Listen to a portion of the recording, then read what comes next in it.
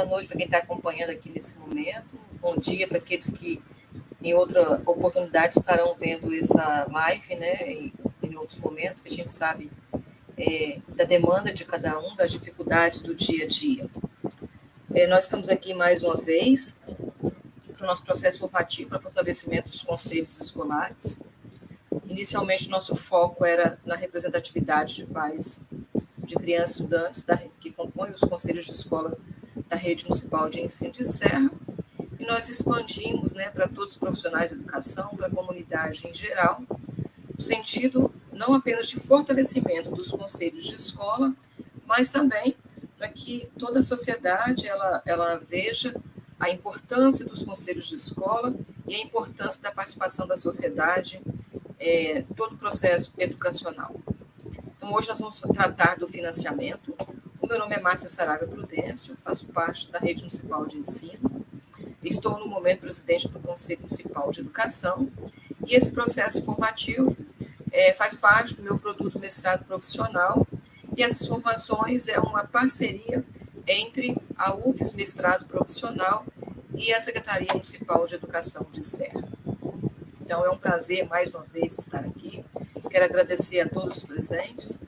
E nós já vamos iniciar, né, porque o tema financiamento, ele não é um tema fácil, é um tema polêmico, é um tema difícil, mas é um tema que é necessário nós dialogarmos sobre ele, é necessário que os conselheiros tenham conhecimento do financiamento da educação. Lógico que demanda muito tempo para a gente entender um pouco mais sobre financiamento de educação, tendo em virtude da sua complexidade, ele é muito complexo. Por isso, muitas pessoas não gostam de trabalhar com financiamento da educação. Eu, modéstia à parte, eu gosto muito. Os meus dois temas, né, que eu gosto muito é gestão e financiamento da educação. Então, já vamos iniciar, vou estar apresentando para vocês. Só um minutinho.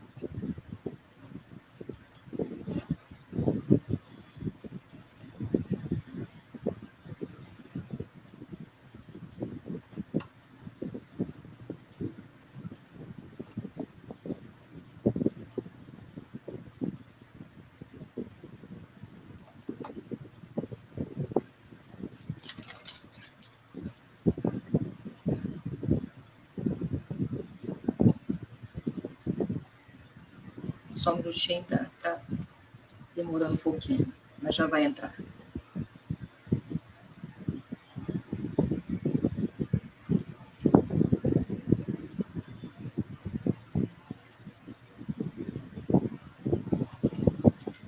Para mim entrou, mas aí eu estou vendo que não entrou para vocês. Vou tentar aqui novamente.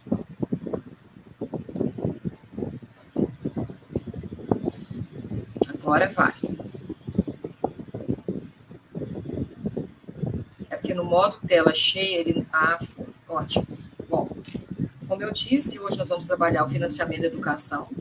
Não sei se eu vou conseguir esgotar aqui hoje, né? A gente tem um teto, senão as lives elas ficam muito cansativas. Então, vou tentar avançar o máximo possível.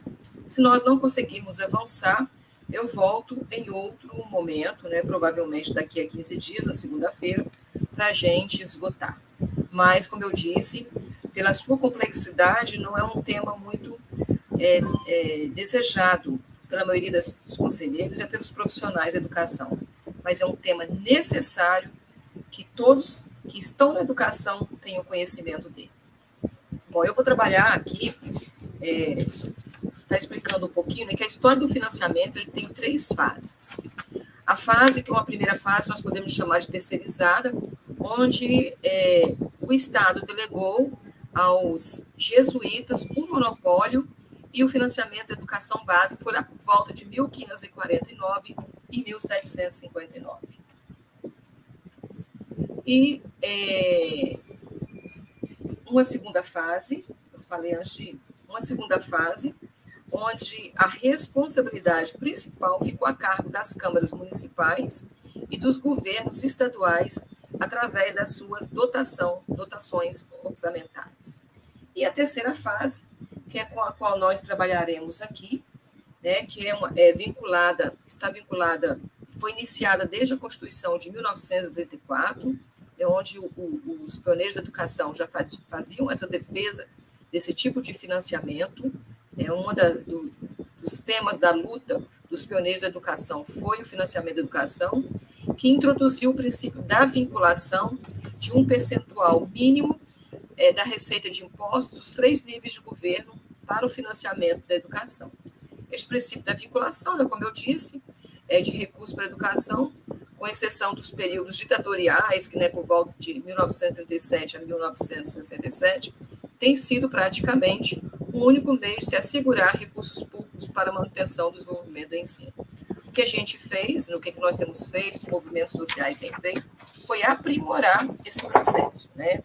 Tanto que aí a gente era Fundef, Fundo de Desenvolvimento do Ensino Fundamental, depois veio o Fundeb, Fundo de Desenvolvimento da Educação Básica, o Fundeb anterior, e agora vigora o novo Fundeb, que nós chamamos de novo Fundeb, que nós tivemos alguns avanços com o novo Fundeb. Deixa eu só...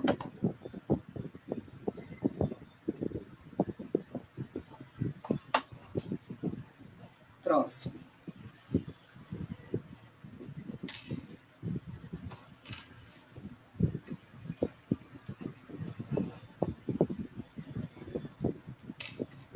Bom, nós vamos trabalhar o contexto do financiamento da educação baseado em 3 princípios. Um princípio é o princípio da equidade. O que é o princípio da equidade? O princípio da equidade trata da distribuição justa dos recursos entre as unidades de ensino, entre as crianças e estudantes. E no Fundeb anterior, o que acontecia? Os mais pobres recebiam menos. Mas aqui na frente a gente vai ver um pouquinho que com o novo Fundeb nós avançamos um pouco mais, mas a gente ainda corre esse risco por causa de um percentual que tem lá, que eu vou estar falando um pouquinho aqui, bem rápido sobre ele. Um outro princípio é o princípio da eficiência. O que é esse princípio da eficiência? Que muitas pessoas, muitos pesquisadores não gostam de trazer esse princípio na educação. O princípio da eficiência está baseado que os recursos sejam utilizados de modo a maximizar os resultados para um determinado nível de despesa. Então, eficiência eu trago como qualidade da educação. Eu tenho um foco para mim, o que é a qualidade da educação? Há outras pessoas que pensam em qualidade da educação, outros itens. E um outro princípio é o princípio da adequação. A adequação é que a distribuição dos recursos aos sistemas educacionais sejam suficientes para produzir os resultados desejados. E esse princípio da adequação é uma das lutas, das maiores lutas, né? Todos esses princípios é uma das lutas do novo Fundeb, mas o novo Fundeb ele vem, né, com o objetivo de estar fazendo essa adequação. As pessoas estão perguntando aqui no chat sobre a lista de presença, mais à frente a gente vai estar postando o link no chat, ok? Bom, enquanto igualdade, como eu disse, busca tratar todas as pessoas tanto as crianças, estudantes, né, da mesma forma, independente da sua necessidade, a equidade, que é um princípio muito importante, ela trata as pessoas de forma diferente, levando em consideração o que elas precisam. Será que uma criança de um determinado bairro de Serra tem a mesma necessidade, uma criança de Colinas de Laranjeiras tem as mesmas necessidades de uma criança da zona rural do município de Serra? Então, o princípio da equidade é isso, não é tratar todos da mesma forma, mas tratar as pessoas de formas diferentes, levando em consideração aquilo que elas precisam. E aí a gente traz essa gravura para explicar melhor o que qual a diferença entre igualdade e equidade, né? Na igualdade, todos recebem o mesmo tratamento, a oferta de oportunidades. Na equidade, as diferenças entre as pessoas são ponderadas na oferta de oportunidades. Então, aí o fator de ponderação ele vem para isso. Quando a gente trata de financiamento de educação, o financiamento de cada etapa ele tem um fator de ponderação. Eles são diferentes. Uma criança da creche de tempo integral, o financiamento dessa etapa não é o mesmo que da pré-escola, não é o mesmo que dos anos iniciais. Então, os fatores de ponderação vêm para isso. E aí, né, a massa e suas leis, não adianta, a gente tem que trazer legislação. A Constituição Federal de 88, ela dispõe ao longo do seu texto que a educação é direito social de todos os cidadãos, devendo ser assegurada, dentre outros atores, pelo Estado. E de que forma que o Estado vai estar assegurando. E o que o artigo 211 da Constituição prevê? Que a União, os Estados, o Distrito Federal e os municípios organizarão em regime de colaboração seus sistemas de ensino. Uma das questões mais difíceis, né, de se tratar, e o debate, a gente está nesse debate ao longo dos anos, é com relação ao regime de colaboração. Ainda não chegamos à conclusão o que será esse regime de colaboração. E o parágrafo primeiro, o que ele traz? Que a União organizará o sistema federal de ensino e o dos territórios e financiará as instituições de ensino públicas federais e exercerá, em matéria educacional, a função redistributiva e supletiva, de forma a garantir equalização de oportunidades educacionais e padrão mínimo de qualidade do ensino, mediante assistência técnica e financeira aos estados, ao Distrito Federal e aos municípios. E o parágrafo segundo diz que os municípios atuarão prioritariamente no ensino fundamental e na educação infantil. E quando nós olharmos os fatores de ponderação, a gente vai observar que uma das etapas mais caras estão por conta dos municípios. E parágrafo terceiro, os estados e o Distrito Federal atuarão prioritariamente no ensino fundamental e médio. Ele não diz que o estado atuará apenas no ensino médio. O parágrafo terceiro do artigo 211 diz que os estados e o Distrito Federal atuarão prioritariamente no ensino fundamental e médio. É muito importante a gente ter ciência disso, a gente ter conhecimento disso, para alimentar as nossas lutas. Quando a gente vai para o embate com o Estado, principalmente eu quero trazer sobre Serra, que a Serra hoje ela é a maior rede educacional do Estado do Espírito Santo, e com as suas dificuldades. A maior rede em número de crianças estudantes, mas a maior rede também com relação aos problemas. Hoje, na Serra, nós temos crianças estudantes fora da escola que ainda não conseguiram vaga no ensino fundamental. Então, Serra, ela tem um diferencial muito grande. É um município difícil, é um município complicado e um município que a cada dia cresce mais. E o artigo 4º, que não é o nosso foco aqui hoje, na organização dos seus sistemas de ensino, a União, os estados, a União e o Distrito Federal atuarão prioritariamente os estados, o Distrito Federal no ensino, que eu não passei, e na organização dos seus sistemas de ensino, a União, os estados, o Distrito Federal e os municípios definirão normas de colaboração de modo a assegurar a universalização do ensino obrigatório. Como é que eles vão definir isso? O que são essas formas de colaboração? É isso que nós precisamos resolver para que ninguém, nenhuma criança, nenhum estudante fique fora da escola. Então, a legislação ela vem trazendo para a gente uma série de questões. A legislação vai resolver os problemas? Não. Eu acredito que é pela luta, pelas nossas batalhas, da sociedade civil organizada, desorganizada, que nós vamos alcançar esses direitos que estão postos na legislação. Para chegar ao novo Fundeb, primeiro nós tivemos a emenda constitucional, que é a emenda constitucional número 108, de 26 de agosto de 2020. Com essa emenda constitucional, a Constituição ela passou a vigorar da seguinte forma. Artigo 1º, que muda o artigo 212 da Constituição Federal. Os estados, o Distrito Federal e os municípios destinarão parte dos recursos a que se refere o caput do artigo 212 desta Constituição à manutenção e ao desenvolvimento do ensino na educação básica e à remuneração condigna de seus profissionais, respeitadas as seguintes disposições.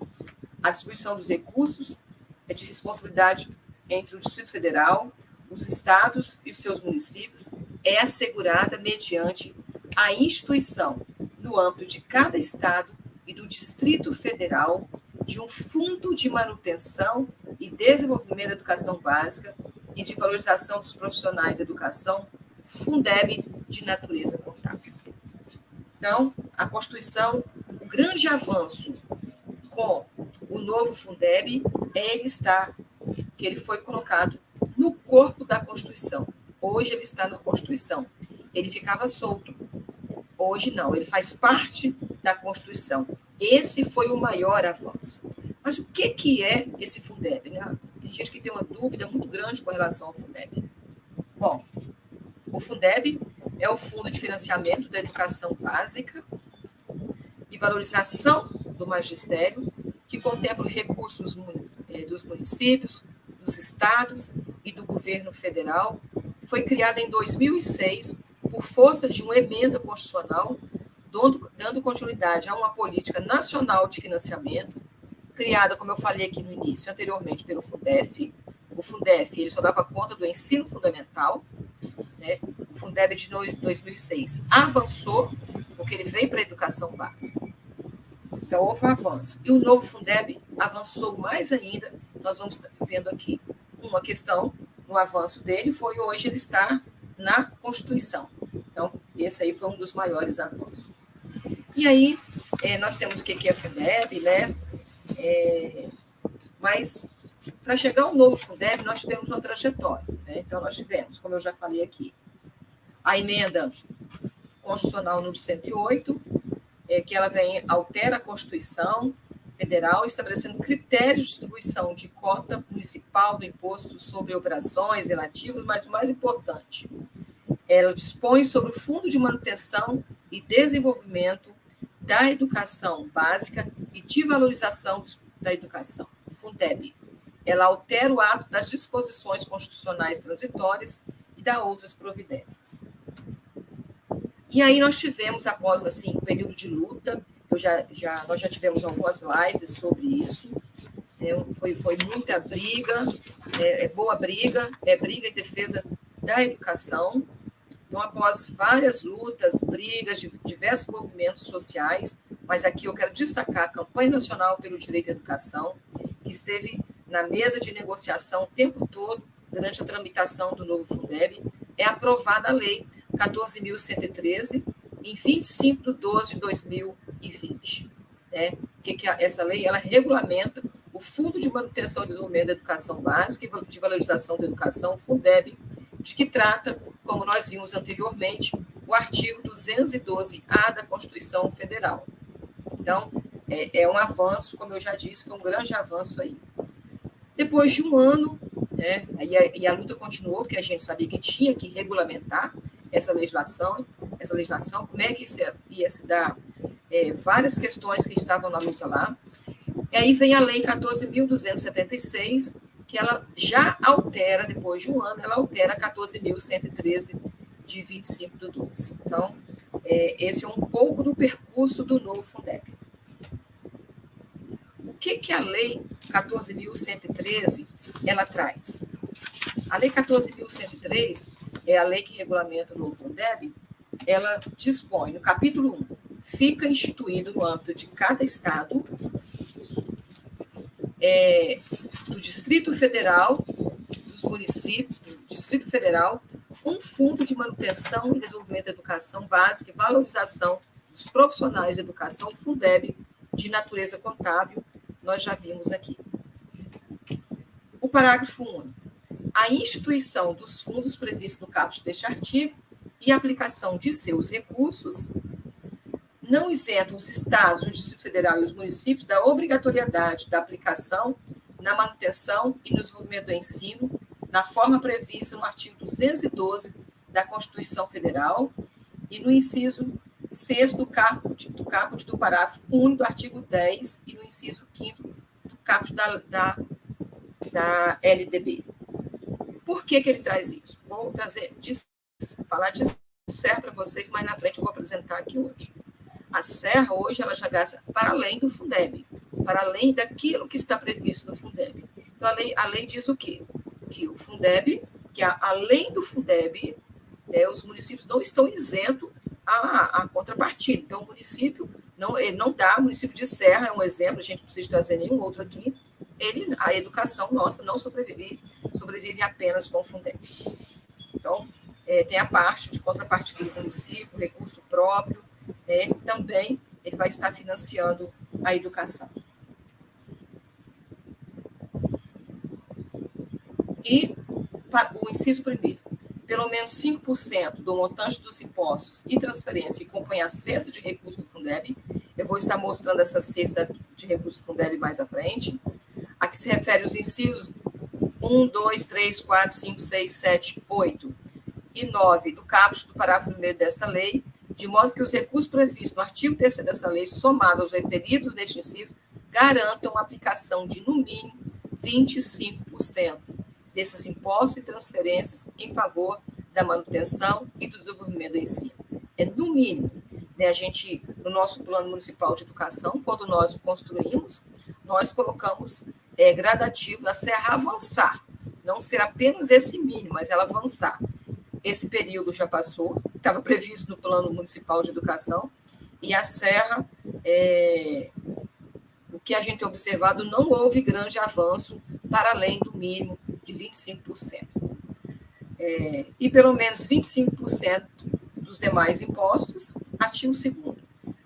Os fundos destinam-se à manutenção e desenvolvimento da educação básica pública e à valorização dos profissionais de educação, contigna remuneração, observado o disposto dessa lei. Então, está na lei que esse fundo destina-se também à valorização dos profissionais de educação, isso é muito importante. O município falar não tem dinheiro para pagar, não tem dinheiro para pagar, como acontecia em anos anteriores, já aconteceu para quem tem mais de 25 anos em Serra, nós já passamos por situações bem complicadas nesse município, de ficar até 6 meses sem pagamento. A composição do fundo no âmbito de cada estado federal provém de uma cesta integrada por 20%, olha bem, 20% dos impostos é uma coisa, investir pelo menos, no mínimo 25% em educação desses impostos é outra coisa, tá, gente? Então não confunda. Na hora da prova, não confunda, isso é diferente. Que impostos são esses? 1. O imposto de transmissão de causas mortis e doação, 20% desses impostos vão para esse fundo, que é o ITCMD, IPVA, o Imposto sobre a Propriedade de Veículos Automotores, a ITRM, que é o Imposto sobre a Propriedade Territorial Rural, a cota parte dos municípios, o FPE, que é o Fundo de Participação dos Estados do Distrito Federal, o FPM, Fundo de Participação dos Municípios, e o ICMS, Imposto sobre Circulação de Mercadorias e Serviços. E o IPI, Exportação, Imposto sobre Produtos Industrializados, 20% desses impostos vão compor esse fundo. Bom, impostos que a União eventualmente instituir no âmbito de sua competência, receitas de dívida ativa tributária e seus respectivos juros e multas. Com isso, os recursos do Fundeb não são oriundos de um valor fixo repassado aos entes federados. De maneira contrária, são recursos pertencentes aos próprios entes governamentais, os quais se encontram vinculados constitucionalmente na proporção de 20% ao respectivo fundo. Serra pega o seu valor, manda para um fundo estadual, depois esse fundo redistribui esses valores. Eu falo Serra porque eu estou falando exemplo do nosso município aqui, mas os outros municípios também é a mesma coisa. Então, quais são?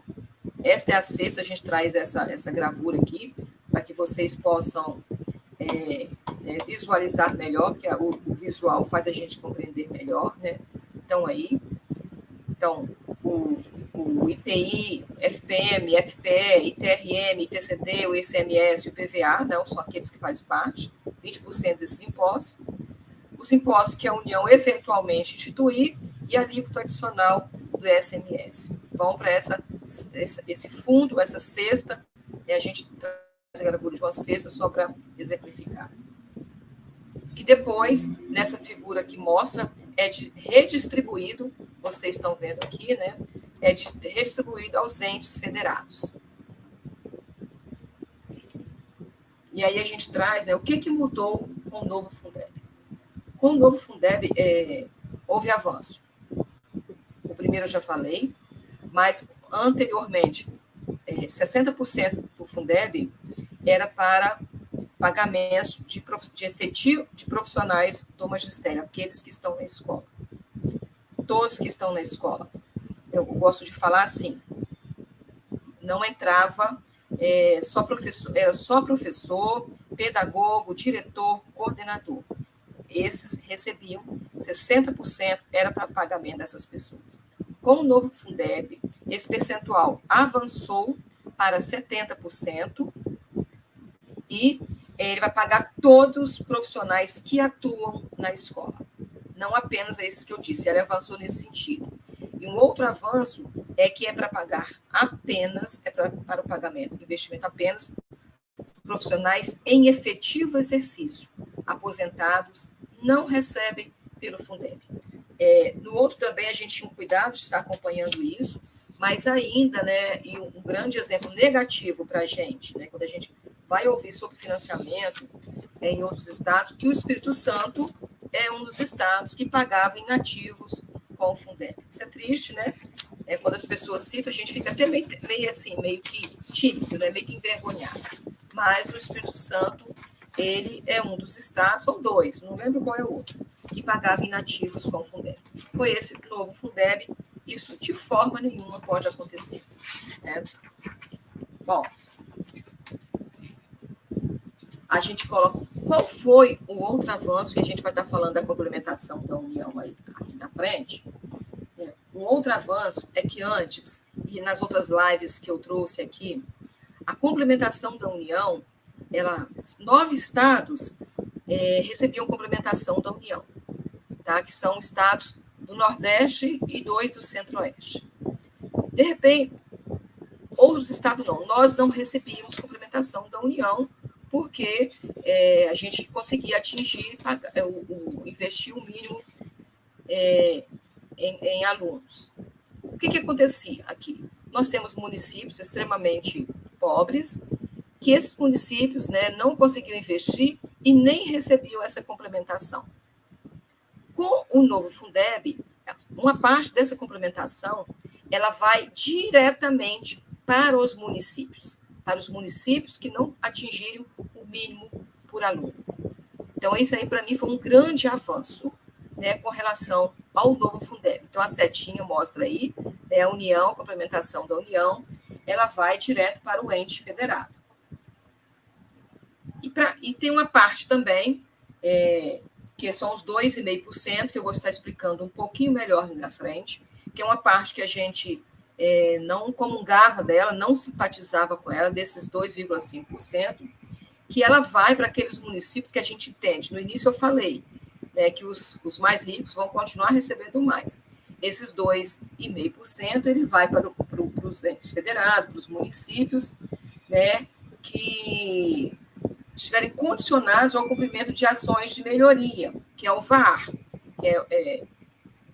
Melhorias de quê? De gestão e de atendimento, de aprendizagem com redução das desigualdades. Se o município já está bem nisso, ele ainda vai receber mais, e aqueles que não conseguem atingir?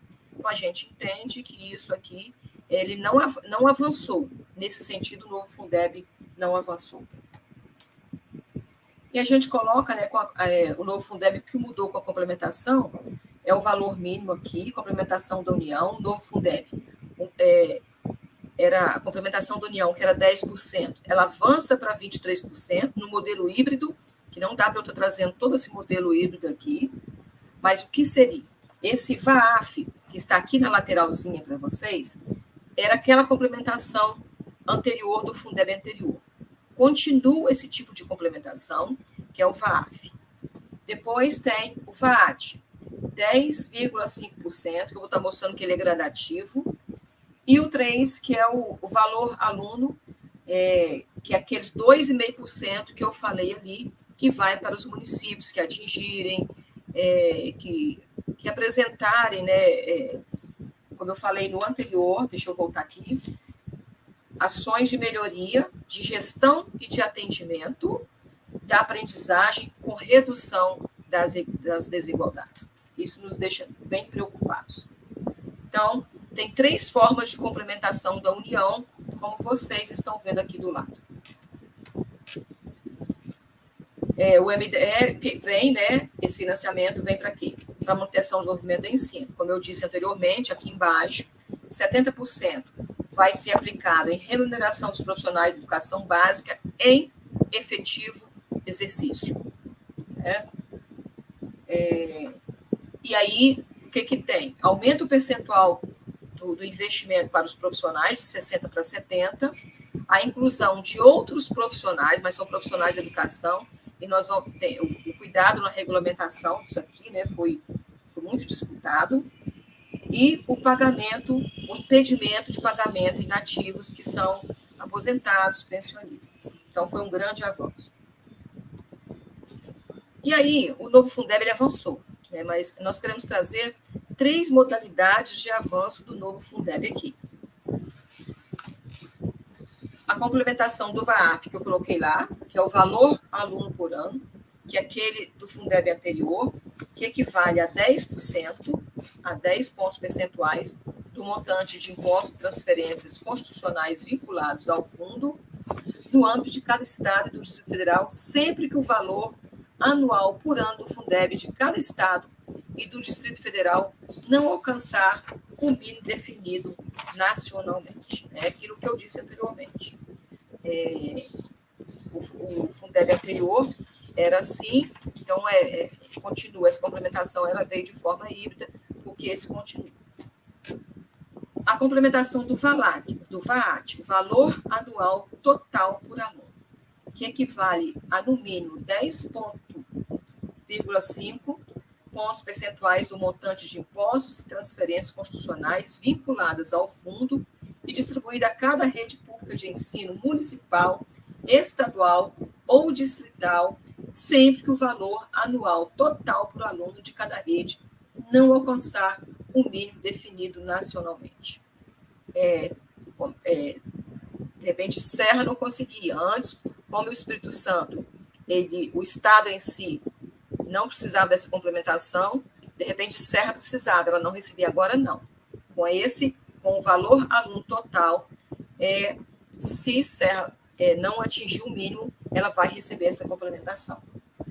E o VAAR, que é o valor anual por aluno, que equivale a 2,5% do montante de impostos e transferências constitucionais vinculadas ao fundo e distribuídas às redes públicas, eu coloquei em negrito, sublinhei aí, cumpridas condicionalidades de melhoria de gestão, alcançar evolução de indicadores a serem definidos, de atendimento e de melhoria da aprendizagem com redução das desigualdades nos termos do Sistema Nacional de Avaliação da Educação Básica. A campanha, quem é da luta pelo financiamento da educação, não comungou com esse item. Porque os municípios que têm dificuldade, eles vão continuar com dificuldade, eles não vão avançar para receber esse montante aí, para receber essa complementação aí. Bom, a contribuição da União, este novo Fundeb, ela vai ser gradativo, né? Aprovou em 2020, em 2021, 2022, já vai estar recebendo 23% de complementação da União. Não é assim. Como é que isso vai acontecer? Passará de 10% do modelo do extinto Fundeb, cuja a vigência encerrou lá em 31 de dezembro de 2020, para 12% em 2021. Em seguida, 2022, este ano, 15%. 2023, o ano que vem, 17%. 2024, 19%. 2025, 21%.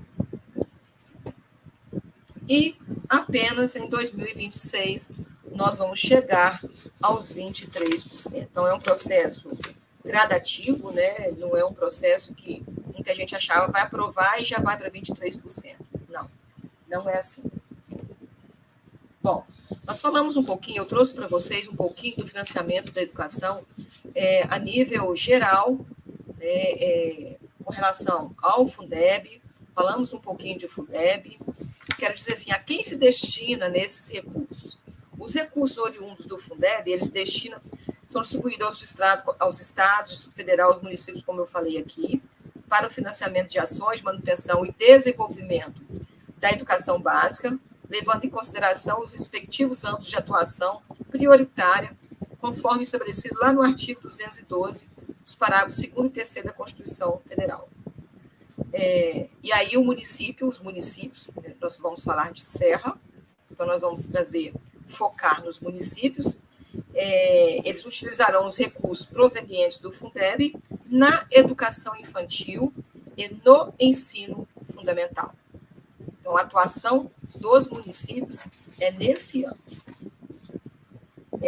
E quero destacar também que é importante que vocês saibam que na distribuição desses recursos será observado o quê? O que vai ser levado em consideração para que os municípios recebam?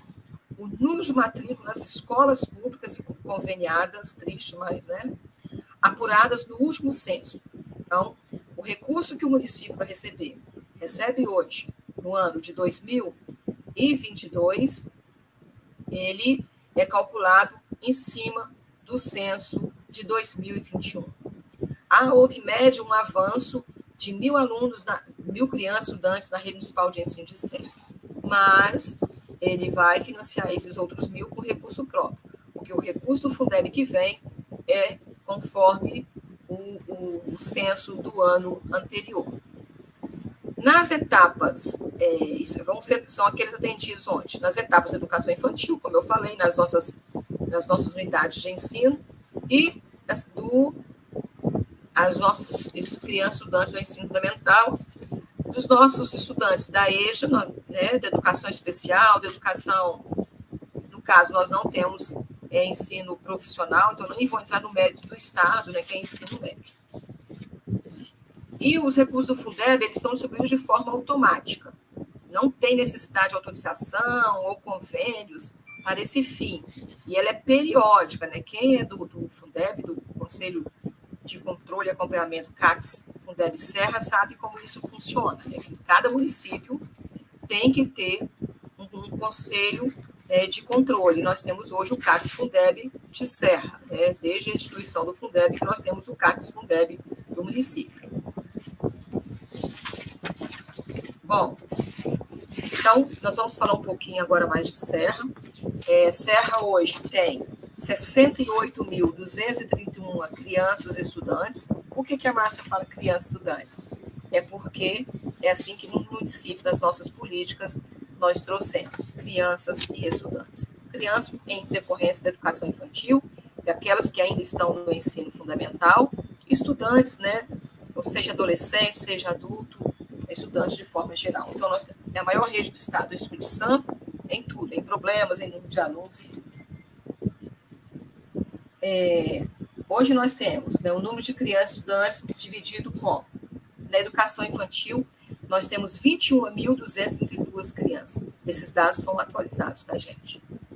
Na creche, nós temos, na etapa creche, de 0 a 3 anos, tem que falar assim, senão muita gente pensa que creche é aquele espaço físico, não, é etapa de 0 a 3 anos.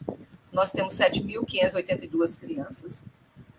E na pré-escola nós temos 13.656 crianças. E eu quero aqui destacar que o novo Fundeb, ele veio a fortalecer muito, que nós enfrentamos com obrigatoriedade de atendimento do grupo 4 e 5, houve um achatamento da etapa creche. Então, com o novo Fundeb, uma das propostas é avançar no atendimento da educação infantil. Não dá para eu trazer isso aqui hoje, mas tem um recurso ali que 50% é para a educação infantil. A gente pode trazer isso em outro momento. Então, olha a diferença entre, tudo bem, que uma turma de grupo 4 e 5 tem um número maior de crianças, né? Mas olha a diferença de atendimento nas etapas de creche e pré-escola. No ensino fundamental, nós temos hoje 30.565 crianças estudantes. E nos anos finais do ensino fundamental, nós temos 14.829 estudantes. Né? A gente vê assim, um número bem elevado nos anos iniciais, isso preocupa, né? E é uma redução, um achatamento nos anos finais. Na EJA, nós temos, na EJA noturno, 1.539 estudantes. E na EJA diurno, que nós temos, né, umas salas de EJA diurno, nós temos 60 estudantes. Então, total de 68 mil crianças estudantes. Aí eu peguei isso para a nossa conferência municipal, no início desse ano. A fonte, a estatística Sedu-Serg, que forneceu os dados. Aí eu trago para vocês aqui. Isso aqui é a estimativa do Fundeb Serra para 2022. Está pequeno aqui, mas... desculpa, gente. A estimativa que o município vai receber de Fundeb seria de 344.178.178,94. Nossa, quanto dinheiro a educação recebe. Né? Como a educação precisa. Né? Uma educação de qualidade não é tanto dinheiro assim. E olha o tamanho da nossa rede. Tem muita gente, assim, outras secretarias que falam, a educação quer tudo, a educação quer muito, ela já recebe milhões, só que a educação recebe praticamente 68 mil crianças e estudantes por dia. Com alimentação, porque por mais problemas que nós tenhamos, é de qualidade, né, com água, energia, com tudo aquilo que é necessário para desenvolver, né, o dia letivo ali em cada instituição de ensino. Então, custo aluno Serra. Como é que está o custo aluno Serra hoje? Valor preliminar, vocês vão entender, do custo aluno investido em 2021, fonte estatística. Segundo informações do Fundo Municipal de Educação, não é estatística, é o Fundo Municipal que eu busquei, tá? O custo aluno foi de 8.400. Mas a nível nacional, que há contrapartida do município. Sendo que o valor final não foi possível ainda, não tinha havido a homologação. Então, a previsão, conforme portaria interministerial do FNDE, para 2021, o custo aluno em Serra seria de 5.409,83. Então, mas o município investiu 8.400 por aluno.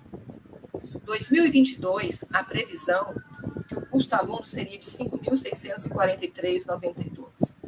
Mas o que acontece? Eu coloquei, tem um segundo, né, lá, a portaria interministerial. Coloquei, tem um lembretezinho. Porque se eu pegar, né, a previsão conforme a portaria do FNDE e dividir por número de crianças, daqueles números que a estatística me forneceu, esse custo aluno ele cai para 5.043. Por quê? Porque esse cálculo do custo aluno, feito pelo FNDE, foi baseado no censo do ano passado, onde a gente tinha menos criança e estudante. Então, quando você pega esse valor que a Serra vai receber, de 344 milhões esse ano, e divide esse valor pelo número de alunos que nós temos na rede municipal de ensino de Serra, esse valor cai aí para 5.043, que eu coloquei bem pequenininho aí, só para estar exemplificando para vocês. E aí, em 2021, segundo o Fundo Municipal de Educação, o investimento total foi o meu veio por último, foi de 547 milhões e 39. Você pegar esse valor, você vai ter esse resultado aí, valor anual, ok? que eu não vou trazer para vocês. Isso aqui eu não vou estar, até pela hora, eu não vou estar, é importante, né? A gente está estudando esses fatores de ponderação, como eu falei para vocês, uma criança de uma creche de tempo integral, desculpa aí, gente, fator ponderação é 1,30. Qual o valor hoje? A gente tira como exemplo os anos iniciais do ensino fundamental, que é a base. Então, eu vou pegar, se hoje custa, deixa eu voltar lá naquela, se um aluno da Rede Municipal de Serra, 5.643, que esse é o valor do aluno dos anos iniciais do ensino fundamental, você vai pegar esse valor, 5.643, para calcular uma criança em tempo integral, é esse valor mais 30%, entenderam? Aí você vai saber quanto custa uma criança, qual o investimento nessa criança, né? Então, vai pegar 5.643 mais 30%, a conveniada é 5.643 mais 10%, a creche em tempo integral é 5.643 mais 20%, a conveniada cai. Então, isso aqui são os fatores de ponderação e a forma do cálculo é essa que estou falando com vocês hoje. Eu coloquei amarelei educação de jovens e adultos aqui, porque para mostrar o descaso com relação à educação de jovens e adultos, também no financiamento, que o fator ponderação dela é de 0,80, quer dizer, é menos que 5.643. Isso aí já mostra o descaso e o desrespeito à EJA. E aí a gente vem, né, o ensino médio urbano, não, para nós o mais importante são aqueles anteriores lá, que diz respeito ao ensino fundamental, que é esses que estão aqui. Tá? O ensino fundamental em tempo integral, as nossas escolas de ensino fundamental em tempo integral, aquela criança estudante lá, fator ponderação dela é 1,30. 5.643 mais 30. O que isso significa? O custo aluno médio, eu falei, como eu estou falando para vocês, para 2022 é de 5.643,92. E aí eu trouxe exemplo, o fator ponderação da creche em tempo parcial, 1,20. Aí fiz esse cálculozinho para vocês verem. 5.643,92 mais 20%. Então, uma criança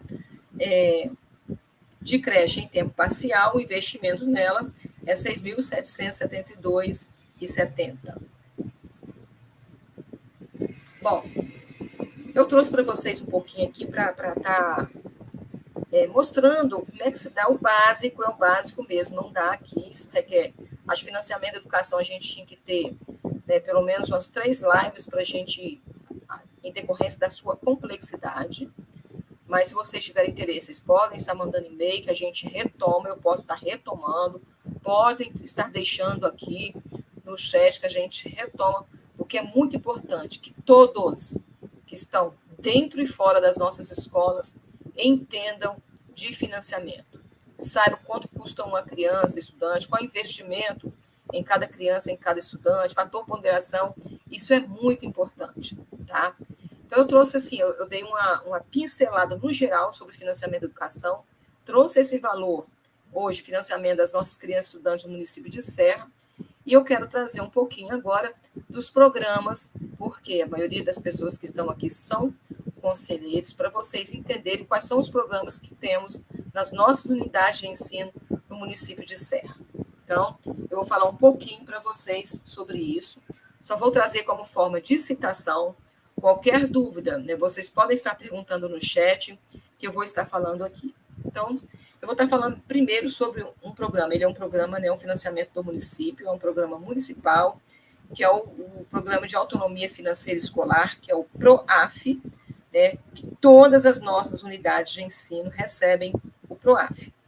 É interessante que todos os conselheiros de escola, que vocês vão acompanhar, não só os conselheiros de escola, mas é direito e dever de toda a sociedade, né, acompanhar o investimento, que é investimento, educação não é gasto, educação é investimento, saber quais os recursos que a escola, onde a sua criança, seu filho, seu sobrinho, se você é responsável por alguma criança, quais são os recursos, mas principalmente, se você é conselheiro e conselheiro de escola, que você pelo menos saiba quais são os recursos, os programas são desenvolvidos ali, financeiros, na unidade de ensino a qual você é conselheiro e conselheira escolar. Então, o PROAF é um recurso municipal, ele é aplicado tanto no custeio como no capital, aí depende do valor, geralmente é 70%, 30% ou 80%, vai depender muito da unidade de ensino.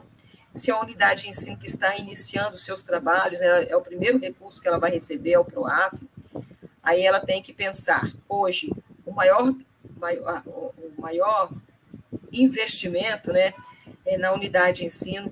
Eu estive gestor de unidade de ensino, que a gente é um material de consumo, principalmente material de higiene, material de limpeza. A gente gasta muito com esse tipo de material. Então, geralmente, delibera 70%, 30%, 80%, 20%. É uma decisão do conselho, porque o conselho conhece a sua realidade. Por isso, você tem que participar dessa decisão, e isso vai ser feito lá na construção do plano de aplicação financeira. Então, o PROAF, toda a unidade de ensino recebe. Nós temos o PDDE ele é dividido, né, em várias ações, a gente vai estar também dando uma pincelada nessas ações aqui. O PDDE, ele consiste na assistência financeira às escolas públicas de educação básica das redes estaduais, municipais, do Distrito Federal, e as escolas privadas de educação especial mantidas por entidades sem fins lucrativos que atendem, né, ao AEE. É um recurso federal. Tá? O objetivo desses recursos é a melhoria da infraestrutura física e pedagógica, o reforço da autogestão escolar e elevação dos índices de desempenho da educação básica. Como é que ocorre isso? Os recursos do programa são transferidos de acordo com o número de crianças, estudantes do ano anterior, igualzinho investimento maior em educação. Tudo em cima do censo do ano anterior. Então, nós temos o PDDE básico. O que é o PDDE básico? Ele destina a cobertura de despesas de custeio, como eu falei, material de despacho, de higiene, de limpeza, manutenção e pequenos investimentos que concorram para a garantia do funcionamento e melhoria da infraestrutura física e pedagógica das unidades de ensino. E em que ele pode ser empregado? Na aquisição de material permanente, televisão, computador. Estou trazendo esses exemplos que é material permanente.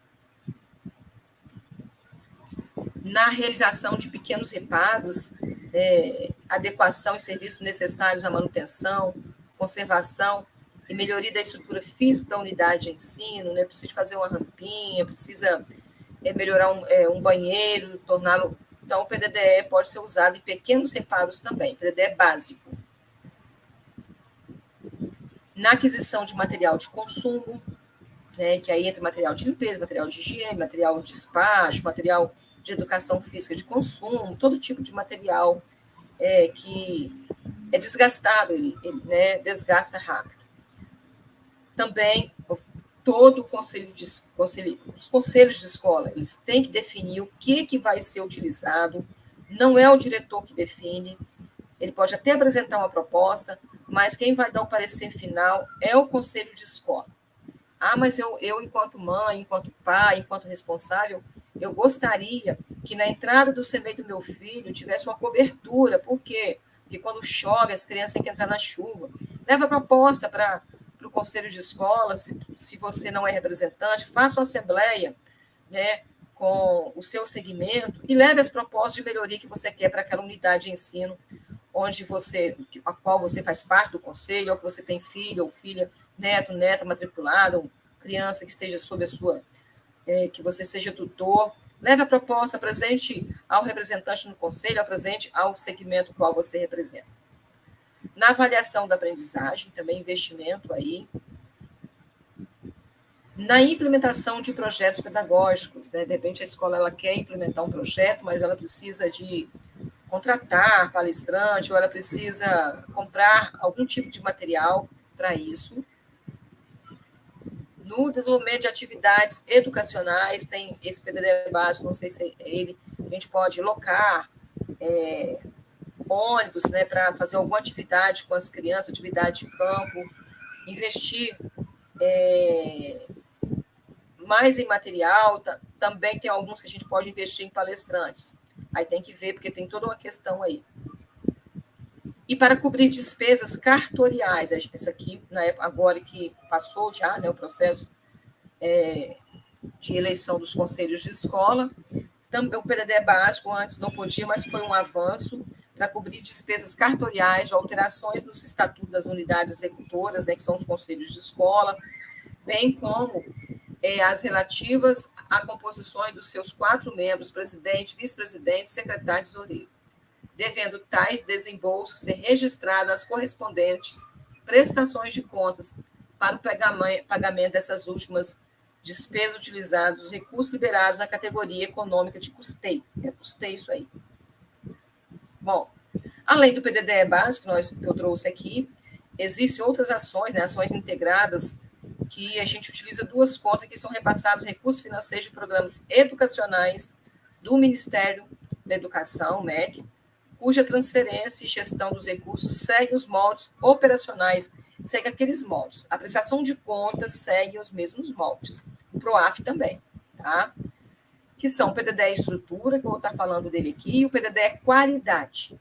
O que é o PDD estrutura, a conta? Como é que é isso? É um programa de sala de recursos multifuncionais, ele está dentro do PDD estrutura. O programa Escola Acessível, né, a gente, por exemplo, onde eu estava, ainda tinha um resíduo ainda um pouco, mas parece que vai ter uma retomada do Escola Acessível, que está melhorando, né, trazendo acessibilidade para a escola, nesse sentido, o Escola Acessível. O programa Água e Esgotamento Sanitário para as escolas da zona rural, que não tem. O programa PDD Escolas Rurais, tem esse PDD também. E o PDD Qualidade, que nós temos aqui. O que traz o PDD Qualidade? O PDD Qualidade, ele é o programa de inovação da educação conectada, a maioria ou todas as nossas unidades de ensino do município de Serra, né, fizeram adesão à educação conectada, e ele tem o objetivo de apoiar a universalização do acesso à internet de alta velocidade por via terrestre e satélite, e fomentar o uso de tecnologia digital na educação básica. A questão não é ter uma internet de alta velocidade aqui. Teve escola que demorou a utilizar esse recurso, porque na região em que ela estava não tinha ela não conseguia nenhuma, não vou estar trazendo o nome aqui, né? Mas as escolas ficaram com o recurso parado mais de ano, esperando chegar uma internet de qualidade na sua localidade, porque essa parte ela é complicada. Então, eu conheço vários diretores que não tiveram como utilizar o recurso em decorrência disso. Esse recurso ele vem um quantitativo para a gente contratar esse serviço e o outro para a gente comprar material de capital, né, para expandir dentro da unidade de ensino a rede ali, Wi-Fi. Então, na escola em que eu estava, nós fizemos tudo isso com esse PDDE Qualidade. Nós temos também, né, o programa Tempo de Aprender, são pouquíssimas escolas no município de Serra que estão contempladas nesse programa, que é um programa de alfabetização bem abrangente, que o propósito é melhorar a qualidade da alfabetização em todas as escolas públicas do país. Quando o programa começa, gente, o PDD Escola Conectada mesmo, ele começou com um número inferior de escola, depois ele foi avançando. Então, os programas, eles começam atendendo um número menor de escola, depois ele vai ampliando e ampliando. Então, o Tempo de Aprender, salvo me engano, acho que são 2 unidades de ensino que ele está atendendo no município de Serra. É um programa que realiza ações que atuam no sentido de aprimorar a formação pedagógica e gerencial de docentes e gestores, disponibilizar materiais e recursos baseados em evidências científicas para os alunos, para as crianças estudantes, para os professores, para os gestores educacionais e aprimorar o acompanhamento da aprendizagem das crianças estudantes por meio de uma atenção individualizada e valorizar os professores gestores de alfabetização, que atuam com alfabetização. Então, é mais um programa, né? Tem escola que tem 7 contas bancárias, não é fácil para um gestor estar gerenciando tudo isso. A gente que sabe da educação, nós gestores, nós não temos formação contábil, então é preciso que o município avance nessa questão. É importantíssimo essa questão do recurso financeiro, mas eu não posso deixar de estar falando aqui da capacitação dos profissionais para atuarem, né, com tantos recursos, mas também do apoio necessário a esses profissionais. Principalmente a educação infantil, que ela não tem um coordenador de turma, né, não tem. E a maioria das nossas unidades de educação infantil, nós estávamos sem os auxiliares de secretaria. Até para compor o conselho de escola era muito difícil. Então, você imagine um gestor gerir 3, 4, 5 contas de uma unidade de ensino, não é algo fácil. Porque na hora de fazer a gestão dessas contas, de olhar, aí é o tesoureiro o presidente. As decisões, né, o plano de aplicação financeira, é importantíssimo que ele seja feito.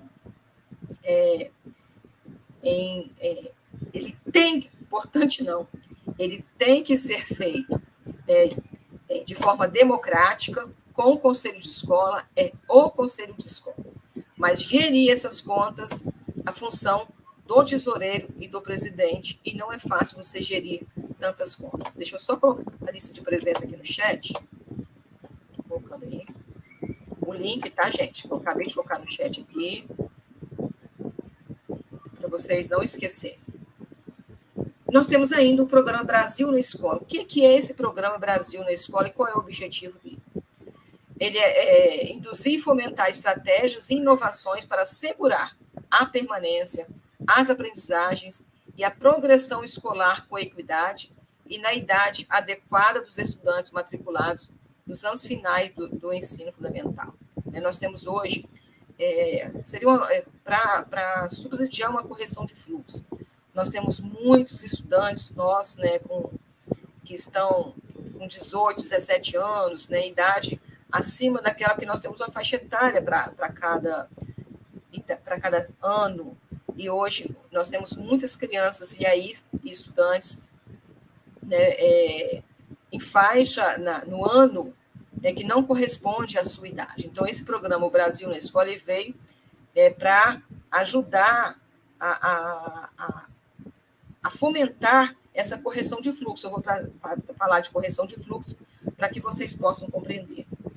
Os recursos financeiros destinados ao desenvolvimento de ações do Programa Brasil Escola deverão ser empregados em pelo menos uma das seguintes finalidades. Então, o programa ele já vem dizendo em que ele tem que ser empregado. Ressarcimento de despesas com transporte, alimentação de voluntários para implementação de estratégias de permanência e aprendizagem, de caso um plano de atendimento da escola. A escola vai fazer um plano de atendimento, e nesse plano de atendimento ela vai especificar essas questões. Aquisição de material de consumo, contratação dos serviços necessários à atividade de implementação do programa e revitalização dos espaços para a atividade de ensino-aprendizagem, que se tornem espaços mais atrativos, mais lúdicos, né? Onde os nossos estudantes sentem o desejo de estar. Aquisição de material permanente que for necessário também, né, para atender. Desenvolvimento de atividades de acompanhamento personalizado dos estudantes, incluindo as avaliações de desempenho. E desenvolvimento de atividade de enfrentamento da evasão, do abandono e da infrequência escolar. O que nós podemos fazer? Eu posso usar esse recurso para isso. O que nós podemos estar fazendo para enfrentar a questão da evasão, a questão do abandono e da infrequência escolar? É preciso, não sei, aí a gente precisa compreender melhor essa ação, né? Aquilo que a gente precisa fazer. Então, se a unidade de ensino, né, que tem esse recurso, ela precisa estudar bem a portaria que estabelece o recurso para entender o que ela pode fazer. Então, se a sua escola está enfrentando problema de evasão, procure ver se ela tem esse recurso e se ele está sendo utilizado de forma correta. E contratação de serviços, preferencialmente com suporte digital que completa o processo de aprendizagem dos estudantes, inclusive quanto ao desenvolvimento de competências socioemocionais e projetos de vida, né? É muita coisa, não é, Mara Rúbia? Mara Rúbia coloca que são muitas demandas e frente de trabalho que perpassa a gestão, muitas mesmo. A gente chega a assustar, tem hora. A gente sabe que a demanda é muito grande. Mas, como dizia uma amiga minha, se você se propõe a estar nesse cargo, né, a gente não tem como correr. Adentramos, então a gente tem que estar, né, tentando desenvolver essas atividades da melhor forma possível. E aquilo que não dá, buscar a ajuda necessária de quem é necessário, né, a quem que tem condições de auxiliar. Por isso, a importância não de um trabalho individual ou gestor, mas do trabalho democrático, coletivo, com o conselho de escola. As decisões perpassam pelo conselho de escola. O conselho de escola tem que estar atento a esses programas, à prestação de contas desse programa, né? Afinal, a responsabilidade também é sua, conselheiro. Não é só do gestor escolar, não. Porque se você também se propôs a compor um conselho de escola, a ser representante de segmento, se você for olhar a portaria, a lei de gestão democrática, você também tem responsabilidades, né? A responsabilidade sua, enquanto representante de algum segmento, uma hora você pode responder por isso. Então, qual é a sua função? Qual é o seu papel? De acompanhar. Desculpa aqui, gente. Você está acompanhando? Acompanhar não é só no final do ano, não. É acompanhar durante todo o processo de execução desses programas. E os recursos repassados deverão ser utilizados respeitando aquela mesma questão, as categorias, né? Custeio e capital para quais foram transferidos. O gestor tem que ter muito cuidado, para ele não usar, porque se ele usar o recurso de forma errada, sem respeitar essas categorias, ele vai devolver do próprio bolso o tesoureiro e o presidente, né, que são quem gere as contas de fato. Então, na hora de devolver, é o presidente e o tesoureiro. Aí nós temos outro programa do FNDE, que são o programa de itinerários formativos, né? O que esse programa traz? Eu quero trazer aqui o programa Educação, PDDE Educação e Família. O que é educação e família? Que a minha dissertação, todo mundo sabe, eu sempre coloco, eu trago essa questão da importância da participação dos pais nos conselhos de escola, na vida escolar de seus filhos. E o FNDE criou esse programa agora, substituindo um anterior, que se constitui como uma das estratégias principais do programa Educação e Família, que tem como finalidade fomentar e qualificar a participação da família na escola com vistas a contribuir para a melhoria da qualidade da educação. O PDDE Educação e Família destina-se às escolas públicas de educação básica das redes municipais, estaduais e distrital para cobertura de despesas de custeio nos mesmos moldes operacionais. Nós temos, salvo me engano, 6 unidades de ensino. O programa começou o ano passado, acho que foi em junho do ano passado, que foi o lançamento do programa. E nós temos, parece que, 6 unidades de ensino que estão contempladas nesse programa. A unidade de ensino que você está, ela está com o programa Educação e Família, é bom a gente estar atento. E lá no site do FNDE, desculpa, gente, estou avançando. Lá no site do FNDE, ele dá uma entradinha lá para você que é um programa, como é que se dá adesão a esse programa, se você tem interesse, o que você pode fazer para estar aderindo a este programa, que é educação, no sentido de fortalecer a participação das famílias, tanto nos conselhos escolares como na vida escolar dos filhos. E tem umas lives do FNDE, que o Roberto também traz, eu acompanho, porque é de meu interesse, sempre foi, né, a participação dos pais ou responsáveis, e as lives são extremamente riquíssimas, né, que se deu no decorrer da implantação do programa e ainda vem com algumas lives, tá? Então, eu indico para vocês, quem quiser estar assistindo. Então, esses são os programas, eu trouxe para vocês de forma geral, os programas, aquilo que as nossas unidades, alguns todas recebem, outros algumas recebem, né? E tem uns ainda que é tipo de comunidade quilombola, indígena, que o município não tem essas comunidades quilombola e indígena aqui na rede municipal de ensino. Quais são os desafios? O investimento da educação está aí, né? O financiamento da educação está aí, mas tem alguns desafios com relação a isso. Nós podemos avançar? Os recursos são suficientes? Então, fica essa pergunta no ar. Mas algo que a gente sempre chama atenção, nós sempre lutamos pelo investimento na educação, mas nós sempre chamamos a atenção do acompanhamento, do controle, da participação da sociedade civil, da participação da comunidade escolar. Então, os desafios são o controle social. O que é o controle social? É o acompanhamento. No caso das unidades de ensino, né, é o conselho de escola. Ele está fazendo esse acompanhamento, não é só o acompanhamento, mas a participação.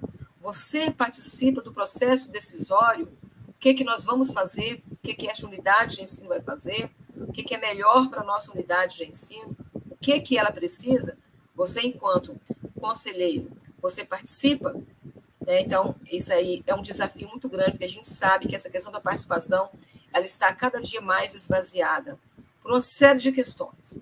E não há interesse das nossas lideranças políticas que haja controle social, que haja gestão democrática, que haja participação. Não há. É um desafio a cada dia a gente fortalecer essa questão do controle social, da gente fortalecer a gestão democrática. Tá? É preciso querer, é preciso lutar, porque não há interesse das nossas lideranças políticas. A melhoria da gestão, eu vou falar da gestão a pessoa do diretor escolar, investir em formação para os nossos gestores escolares. Aquilo que eu coloquei aqui, nós não temos formação contábil. Eu ainda sou uma das últimas remanescentes que fez administração escolar, que esse curso foi extinto. Então, a gente entende um pouquinho, mas nós não temos formação contábil. Nós somos pedagogos, nós somos professores. A grande maioria aqui não tem. Então, melhorar, avançar na questão da formação para os gestores, mas ainda avançar, e a gente tenta avançar junto na qualificação, né? Empoderar os nossos conselheiros de escola, para que eles possam acompanhar também, que ele tem que entender o mínimo de financiamento da educação. Como eu falei para vocês, eu trouxe aqui para vocês hoje, de forma bem ampla, né, sem detalhes, um pouco de financiamento, quais são os programas, né, mas o que se pode comprar, o que pode ser feito. Eu não trouxe os detalhes. Então, a formação, não só do diretor, do gestor escolar, mas de toda a comunidade escolar, principalmente fortalecimento dos conselhos de escola, para que eles possam atuar, né, nesse acompanhamento, nos processos decisórios, lá nos seus conselhos de escola. E maior transparência nas ações. É preciso, a gente cobra transparência. Nós cobramos transparência a nível nacional, estadual, municipal. Mas nós, enquanto gestores de escola, nós precisamos ser transparentes nas nossas ações, nós precisamos trazer o conselho de escola para esse processo decisório. Márcia, mas o conselho de escola não quer participar. Nós vamos buscar mecanismos que possam fortalecer essa participação dos conselheiros escolares. Se você está fazendo as reuniões do conselho num horário, tenta fazer no outro, né? Ou tenta fazer ser híbrido, né? Um mês ou um bimestre pela manhã, outro bimestre à tarde, outro bimestre à noite. Tenta modificar dessa forma para dar direito de participação a todos os conselhos de escola, a todos os conselheiros de escola. Não é pensar só em que um segmento pode. Porque eu sou professor do matutino, eu só posso no matutino. Porque eu sou professor do vespertino, eu só posso no vespertino. E os representantes de pais que trabalham, né, que não são concursados como nós somos, como fica a participação deles? Nós precisamos pensar naqueles que não estão dentro da escola, naqueles que estão fora da escola. E o representante da comunidade? Como é que é o horário dele? Então, você pode intercalar esses horários de reunião do conselho de escola para dar um direito de participação a todos os conselheiros de escola. Então, gente, esse processo de transparência, então a gente cobra muito, mas eu estou sendo transparente nas ações enquanto gestor escolar, né? Então, apontar esse dedo, enquanto aponto para o outro, eu tenho 3 dedos apontados para mim. Então, controle social, melhoria da gestão, maior transparência das ações. São os grandes desafios que nós temos hoje, a nível de financiamento da educação. E nós precisamos avançar nisso aí. Bom, por hoje é o que eu trago para vocês. Eu vou estar olhando o chat aqui. Se vocês tiverem alguma pergunta no chat, a lista de presença já está aqui, vocês viram, né? Coloquei vou colocar novamente. Não esqueçam de entrar, de estar assinando essa lista de presença. Tá? Quero agradecer vocês. Já foi novamente. Estejam preenchendo a lista, por gentileza, que o nosso desejo já está certificando. Depois eu vou ter que fazer um trabalho para resgatar aquelas formações anteriores, né? Onde eu estou sozinha aqui hoje novamente, né? Sem ninguém para estar me auxiliando. Infelizmente tem sido assim, na maioria das vezes. E por alguns momentos eu esqueci de estar compartilhando a lista de presença. Mas é só eu resgatar o chat, né? Porque só quem está online, né? Que eu vou conseguir estar certificando. Então, resgatar o chat, eu sei que apresentou quem participou das lives anteriores. Se vocês tiverem qualquer dúvida, ou se vocês quiserem informação em loco para o conselho de escola de vocês, podem estar chamando sempre que possível, tá? Eu posso estar indo sem problema nenhum. Deixa eu tirar essa apresentação aqui, gente. Só um minutinho.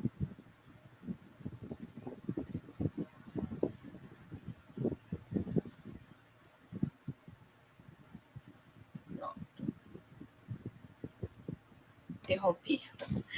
Eu demorei um pouquinho, porque eu estou com 2 máquinas, senão eu não consigo trabalhar, eu preciso de 2 máquinas.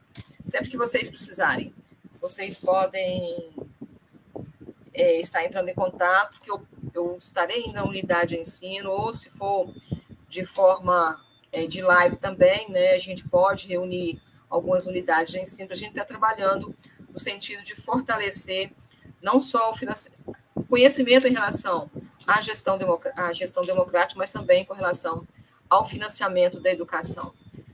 Fernanda dos Santos, essa lista é só para quem trabalha na rede? Fernanda, pode preencher, deixando o seu e-mail, a gente emite certificado, sim, tá? Sem problema, não é só quem trabalha na rede, não. Deixa eu ver mais alguma coisa aqui. Não tenho. Então, gente, eu só tenho que agradecer. No nosso próximo encontro, se houver necessidade, eu volto com o financiamento, mas quero deixar bem claro que vocês podem estar passando o link dessa live. Ela vai ficar tanto no canal do Educa Serra, como também no meu canal pessoal. Vocês podem entrar lá, Márcia Sarai Prudente, no YouTube, vocês vão me achar.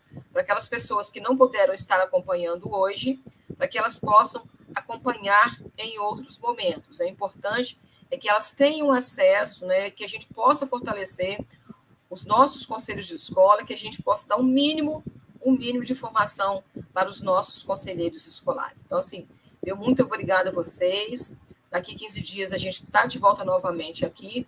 Precisando, eu estou à disposição, tá bom? Boa noite a todos vocês e tenham uma ótima noite. Tchau.